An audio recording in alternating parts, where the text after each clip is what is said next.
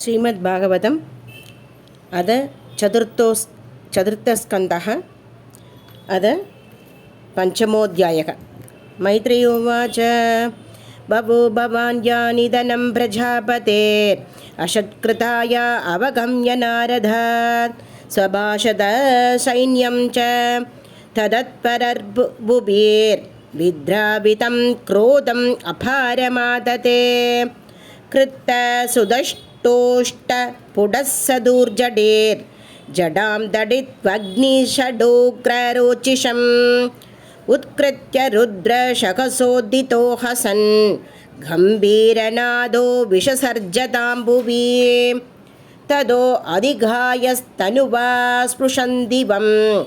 सहस्रबाहूग नरुक्त्रीशूर्यदृक् करालदंशोज्ज्वलदग्निमूर्तजग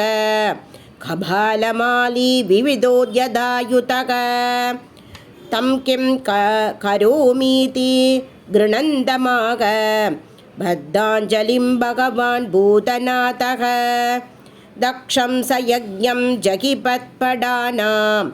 त्वम् अग्रणी रुद्रपडांशगो मे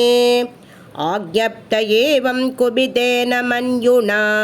सदेव देवं परिचक्रमे विभुं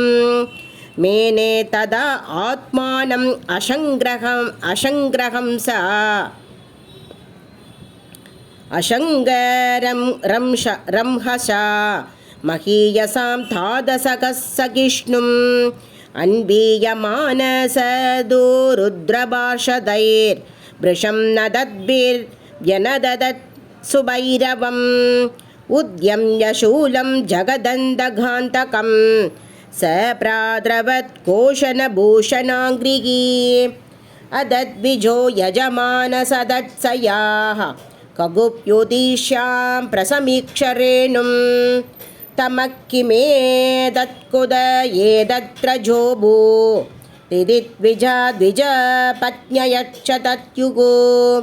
वाधानवान्दी न ईशन्ति तस्य व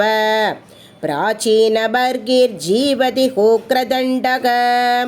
गावो न काल्यन्त इदं कुतो रजो लोको अतूना किं प्रलयाय कल्पते प्रसूतिमिश्रा स्त्रिय उद्विग्नचित्ता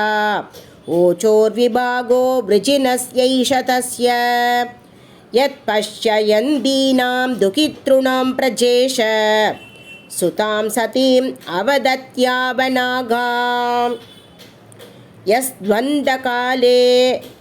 व्युक्तजडाकलाभः स्वशूलशुष्यैर्विदधि गजेन्द्रः विदत्य नृत्युदितासृदो ध्वजास् उच्चाट्टहासादनयिन्नुभिन्निदक् अमर्शयित्वा तमसख्य तेजसं मञ्जुप्लुतं दुर्विषगं प्रकुट्य करालदंशाभिरुदस्तभाकनं शास्वस्ति किं कोपयतो विधातुः बह्वेवमुद्विग्नदृशोष्यमाने जनेन तक्षस्य मुहुर्महात्मनः उद्भेदुरुद्बाददमासहस्रशो भयावहा दिवि भूमौ च भर्यक् धावत्स रुद्र अनुचरैर्मगो महान् नानायुधैर्वामनकैरुधायुतैः पिङ्गैः पिशङ्गैर्मकरोदराणनैः